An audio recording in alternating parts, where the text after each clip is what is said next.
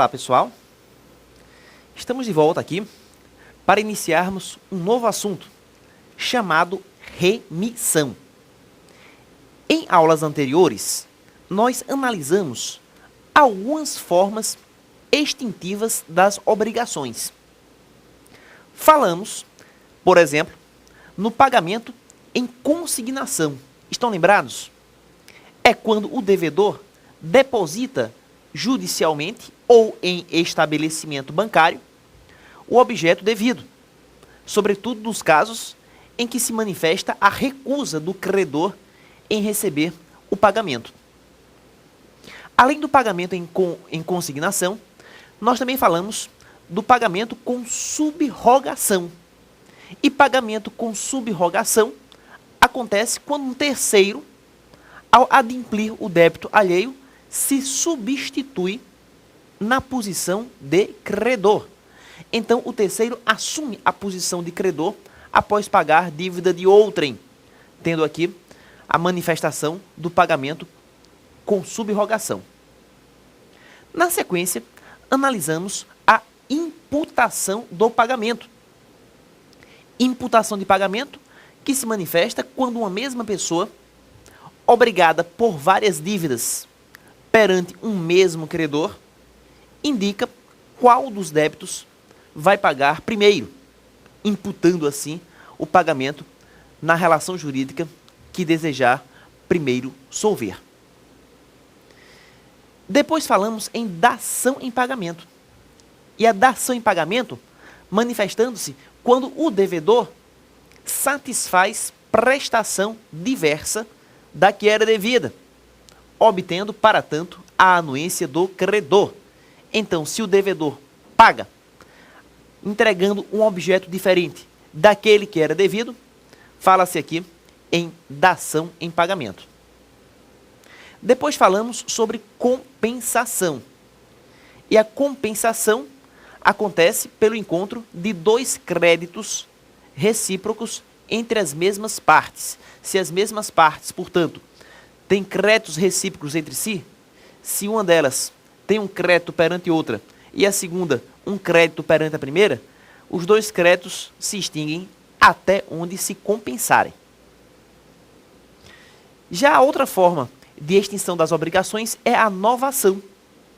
E a novação acontece quando as partes criam uma nova relação jurídica com o objetivo de substituir e extinguir uma relação anterior. Então, criando-se um novo vínculo para tomar o lugar de um vínculo primitivo, teremos aqui a figura da novação. E, finalmente, falamos sobre confusão, né? Que longe de ser balbúrdia, desentendimento, confusão acontece quando na mesma pessoa concentram-se as qualidades de credor e devedor. Então, quando o mesmo sujeito passa a se tornar credor e devedor de si próprio, fala-se aqui em confusão. E na aula de hoje vamos finalizar todas as formas de extinção das obrigações com o tema remissão. Pessoal, remissão, tanto na acepção jurídica como na religiosa, significa perdão. Quem reza o Pai Nosso sabe disso. A remissão dos pecados, ou seja, o perdão dos pecados cometidos pelo orante. No direito civil, remissão é o perdão de uma dívida. Então, se eu tenho uma dívida perante uma pessoa e essa pessoa me perdoa, me concede uma remissão, significa dizer que a dívida se extingue. Então, a remissão aparece aqui também como uma causa extintiva de obrigação. Vamos ao conceito?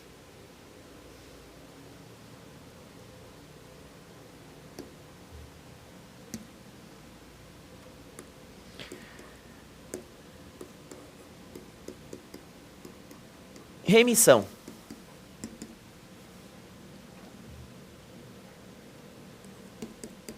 é a extinção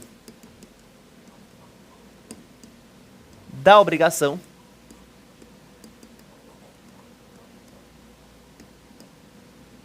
mediante a concessão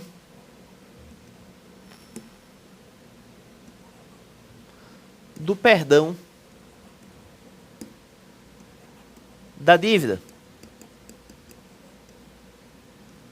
pelo credor. Esse é o conceito.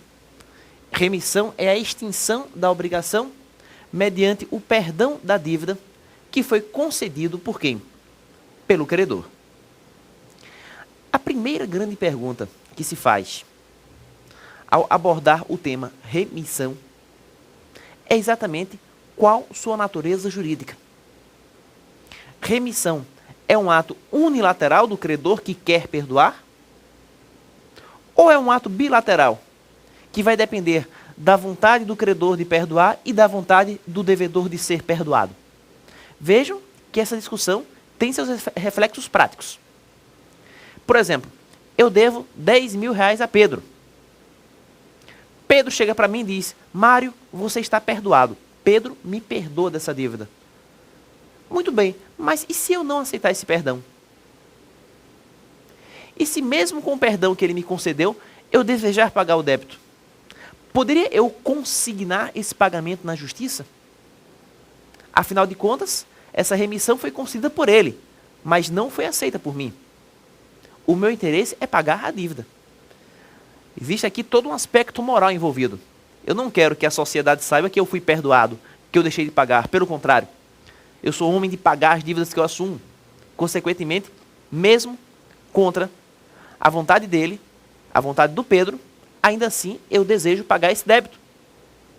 Então surge a questão: a remissão, para ser concedida, depende ela da vontade do devedor?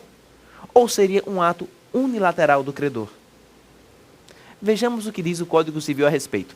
Observem comigo.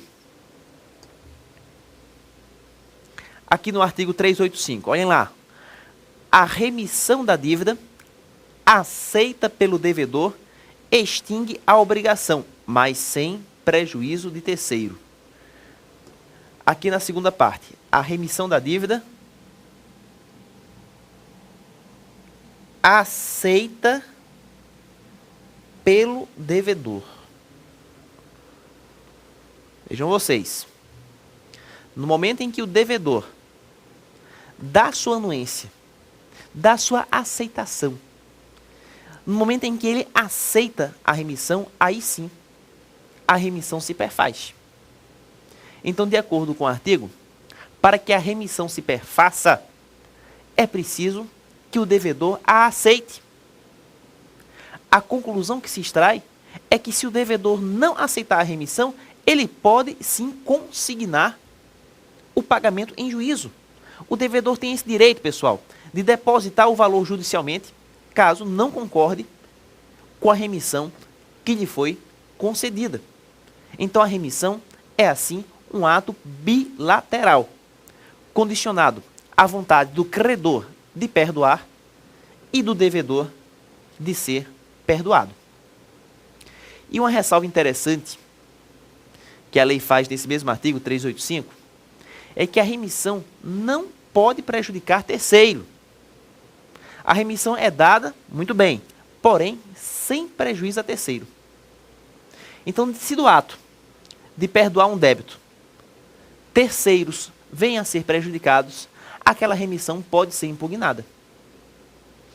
Mas talvez essa frase, esse raciocínio, cause uma certa estranheza. Talvez vocês aí do outro lado da telinha estejam se perguntando: mas Mário, como é que uma pessoa perdoando uma dívida vai prejudicar terceiros? Vamos supor o seguinte exemplo. Acompanhe aqui comigo.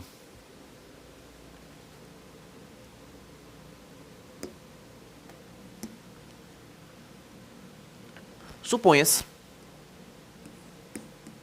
que João deve 50 mil reais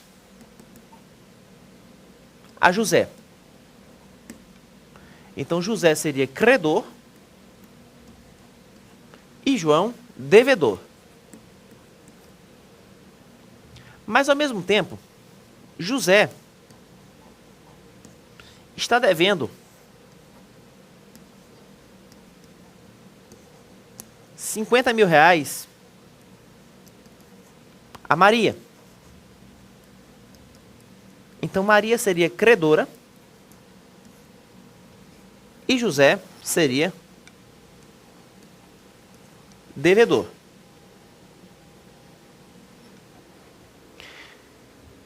Então, nós temos aqui duas relações jurídicas. Na primeira, João deve 50.000 a José. E na segunda, José deve 50.000 a Maria. Então, trocando em miúdos, na primeira relação, José é credor de João de R$ 50.000, concordam? O que é que José vai fazer com esses R$ 50.000 que vai receber? Pagar a dívida dele perante Maria. Afinal, José está devendo 50.000 a Maria. Então, com os 50.000 que José recebe de João, ele paga a Maria. Vamos imaginar que José não tenha nenhum outro patrimônio a não ser aquele crédito, aquele valor a receber de João. Suponha-se que a conta bancária de José esteja zerada. Portanto, o único patrimônio de relevo de João, aliás, de José, é exatamente aquele crédito de R$ 50.000 que ele tem a receber de João. É isso, portanto, que interessa dentro do seu patrimônio. E com os 50.000 que ele vai receber de João, ele pagará a Maria. Aí eis que acontece, observem lá, que José oferece uma remissão a João. E João aceita. A partir do momento em que José concede remissão a João e João aceita essa remissão, José vai ficar sem o dinheiro para pagar Maria. Como é que José agora vai fazer R$ 50.000? R$ 50.000 não caem do céu. E aqueles R$ 50.000 que ele iria receber de João foram extintos. Por quê? Porque ele perdoou João do débito e João aceitou o perdão. Consequentemente, José já não tem mais dinheiro para pagar Maria. Então, essa remissão que José deu a João terminou prejudicando quem? Maria, que não vai ter mais como cobrar de José. Estão percebendo? Então, para que a remissão aconteça, é preciso que não decorra prejuízo a terceiros. Essa é a ressalva feita pelo artigo 385. Você pode perdoar os seus devedores? Pode, desde que este perdão não retire o seu patrimônio necessário para pagar a quem você está devendo. Então, se o autor da remissão, se aquele que concede o perdão, perdoa, e com isto perde os ativos necessários para pagar suas dívidas próprias perante terceiros, essa remissão não terá validade. É uma verdadeira fraude. Consequentemente, a remissão ela só pode ser dada desde que não prejudique terceiros. É a lógica do artigo 385 do Código Civil. Passemos agora ao próximo artigo.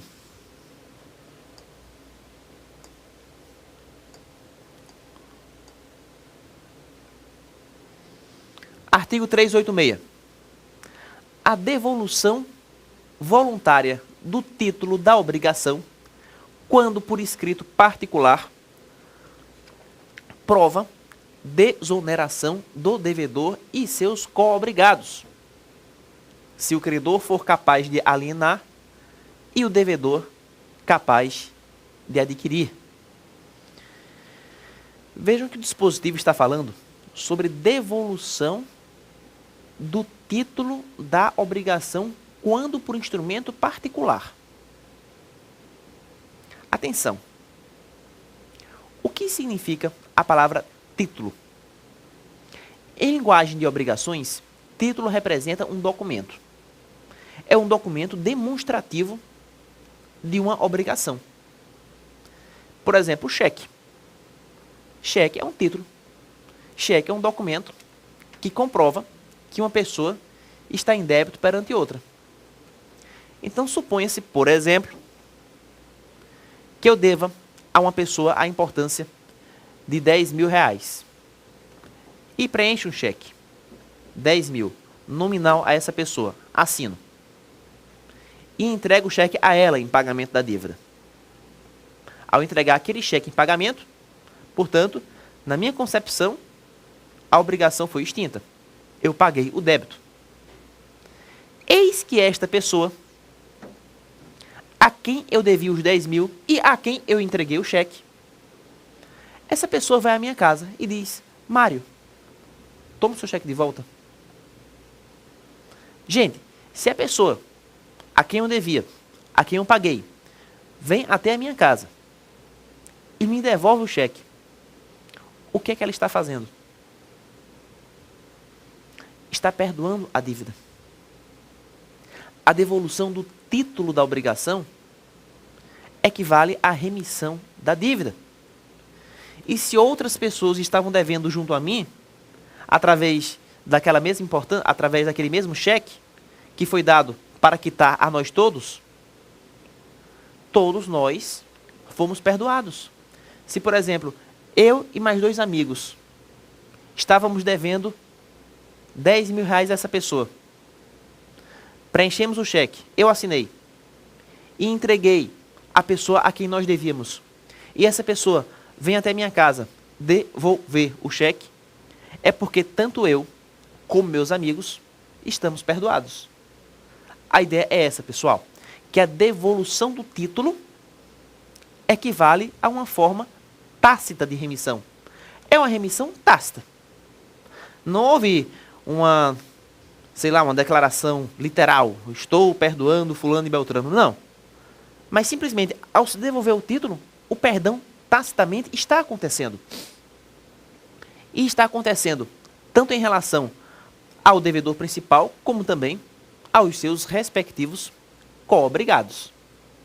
Agora percebam, para que a devolução do título possa equivaler a uma forma peculiar de remissão tácita, é preciso que esse título esteja consubstanciado através de instrumento particular. Somente os títulos consubstanciados por instrumento particular é que, ao serem devolvidos, vão gerar a remissão tácita. Observem bem o que diz o artigo.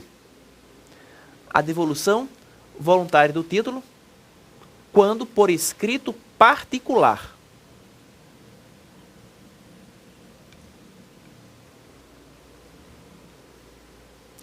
Por que isso, pessoal? Quando o título é consubstanciado por escritura pública, ele fica onde? Ele fica registrado no cartório. Está lá preso no cartório. E você não vai retirar o título do cartório. Você vai retirar uma cópia, que nós chamamos certidão.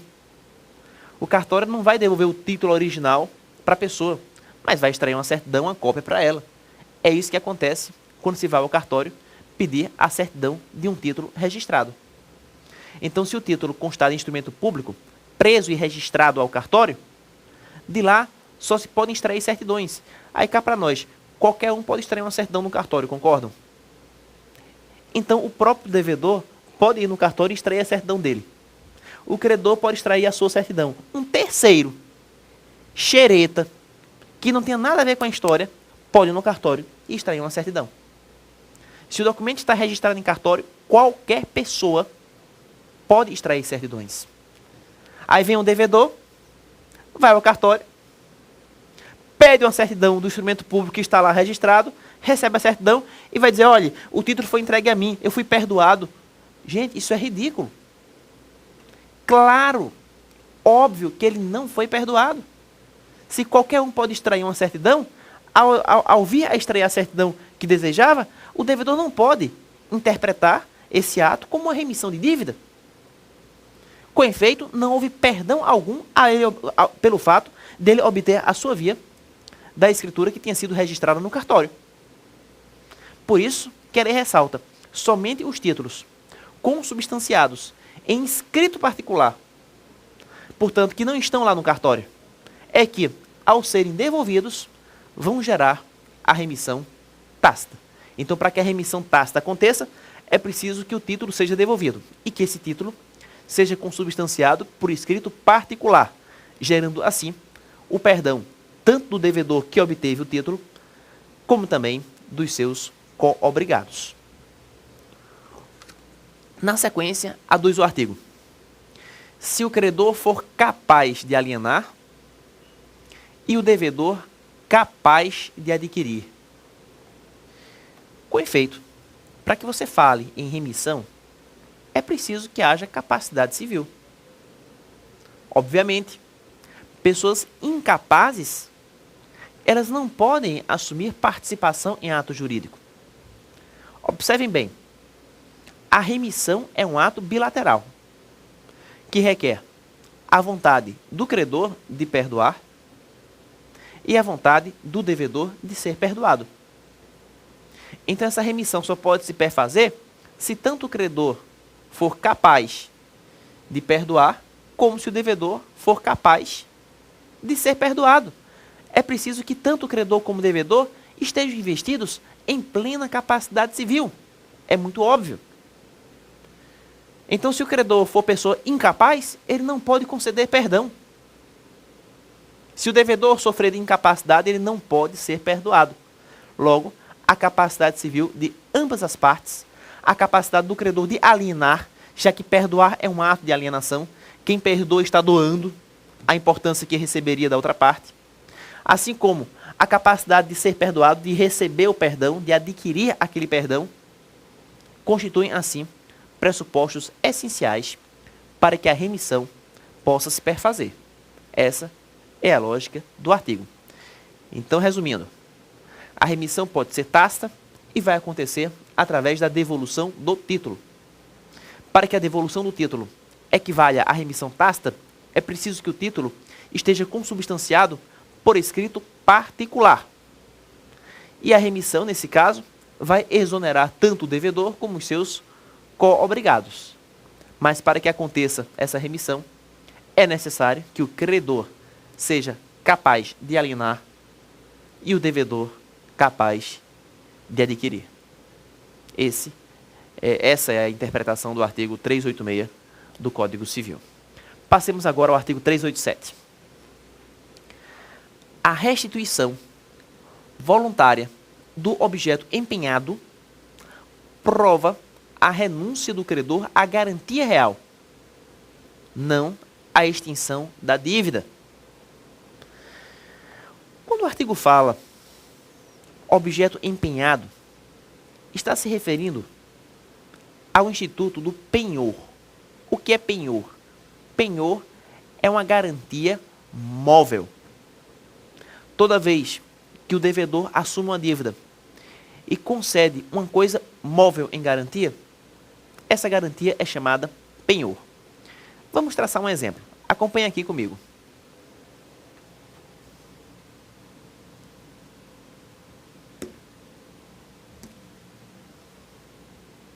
João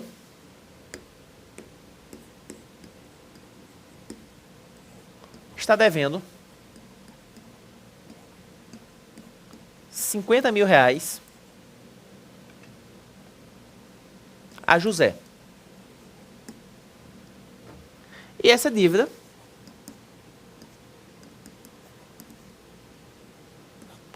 é garantida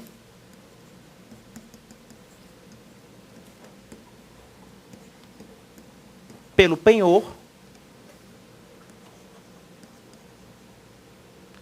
de uma joia rara.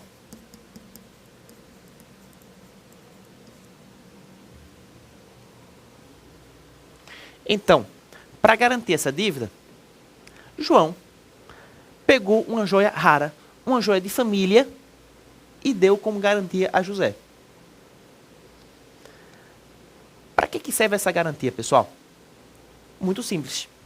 Se João não pagar a dívida, José, que já está na posse da joia, vai levar essa joia a leilão, vai vendê-la pelo melhor preço e dessa maneira reembolsar-se da importância devida, já que a joia vale um pouco mais do que os R$ 50.000 que José tem direito de receber. Estão percebendo? Então a ideia é essa. A joia foi dada não para pagar o débito, e sim para garantir o pagamento. Por quê? Porque se o débito não for pago, o credor, no caso José, leva a joia à asta pública e dessa maneira ele consegue se reembolsar. Eis que Um belo dia, João procura José e diz: José, eu preciso urgentemente dessa joia. Amanhã vai ser o casamento da minha filha e eu quero que ela use a joia quando for entrar na igreja. Depois eu lhe devolvo, mas você poderia ceder essa joia só para minha filha usar? E José, sensibilizado com a situação, permite que João passe uma noite com essa joia. Apenas uma noite. Observem bem, o fato de José ter permitido que João ficasse com a joia por uma noite, o fato de José ter devolvido a joia para João, nem que seja por apenas um dia, implica dizer que José perdoou a dívida de 50 mil reais? Claro que não. O que é que a dívida de 50 mil reais tem a ver com aquela devolução temporária que foi feita da joia para que João cedesse a sua filha? A ideia, pessoal, é que a joia não representa o débito. A joia representa a garantia. E na hora em que José restitui a garantia a João, ele está abdicando da garantia, mas não do seu crédito. O crédito de 50 mil reais que José tem perante João permanece. Vejam lá o artigo. A restituição voluntária do objeto empenhado prova renúncia do credor à garantia. Está aqui, ó. Renúncia do credor à garantia, mas não a extinção da dívida. Mesmo porque garantia tem natureza acessória. A dívida é o principal, a garantia é acessória. Então, se o credor abre mão da garantia, ainda que temporariamente, a dívida permanece. Afinal de contas, a extinção do acessório não elimina o principal. O principal continua no canto dele, intacto, sem ser atingido pela liberação do acessório. Esta é a lógica do artigo. Próximo artigo, 388. Olhem lá. A remissão concedida a um dos codevedores extingue a dívida na parte a ele correspondente, de modo que, ainda reservando o credor a solidariedade contra os outros, já lhes não pode cobrar o débito sem dedução da parte remitida. Vejam vocês, o artigo está misturando remissão com solidariedade, procurando investigar as consequências da remissão concedida a um devedor solidário. Vamos analisar aqui um exemplo? Acompanhem comigo.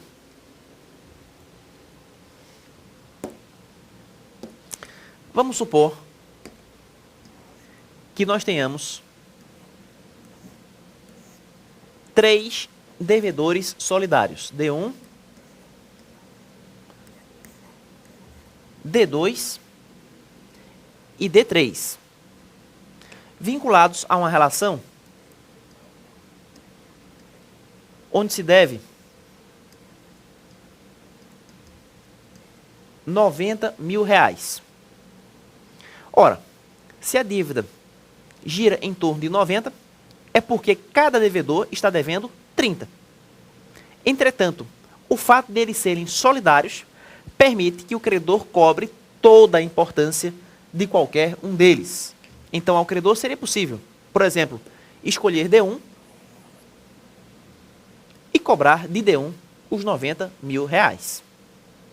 Acontece que, ao invés de cobrar os 90 mil de D1, o credor oferece para D1 uma remissão.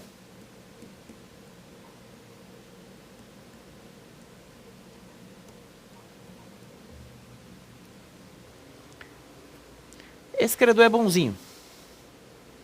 Ele é generoso. Está chegando o Natal e ele quer contemplar D1 com esse presente. Então o credor perdoa D1 do débito.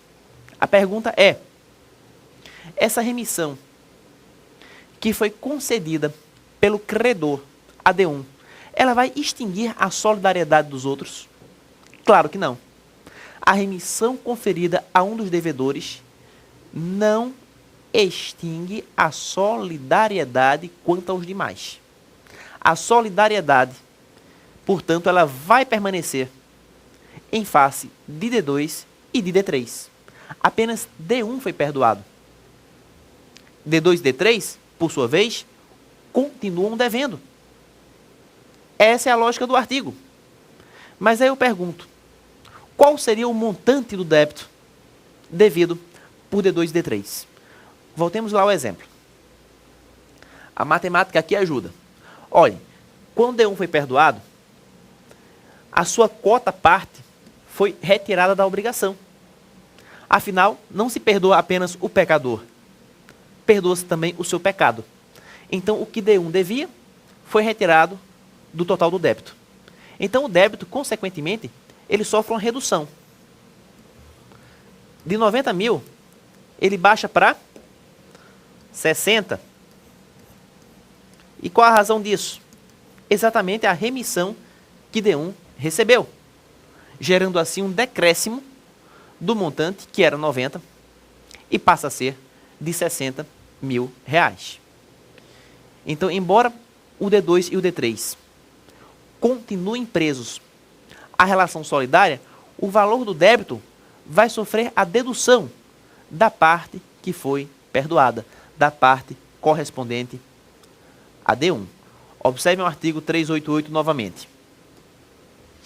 A remissão concedida a um dos codevedores extingue a dívida na parte a ele correspondente, de modo que, ainda reservando o credor a solidariedade contra os outros, já lhes não pode cobrar o débito sem dedução da parte remitida. Embora o credor mantenha a solidariedade com relação aos outros, ele não pode cobrar o débito dos outros sem dedução da parte remitida. Então, na hora em que ele vai cobrar de D2 e de D3, ele tem que fazer a dedução. Ele tem que dar esse desconto da parte correspondente a D1. Essa é a leitura do artigo 388 do Código Civil. Gente, encerramos por aqui nossa aula. Um forte abraço a todos, bons estudos e até o nosso próximo encontro.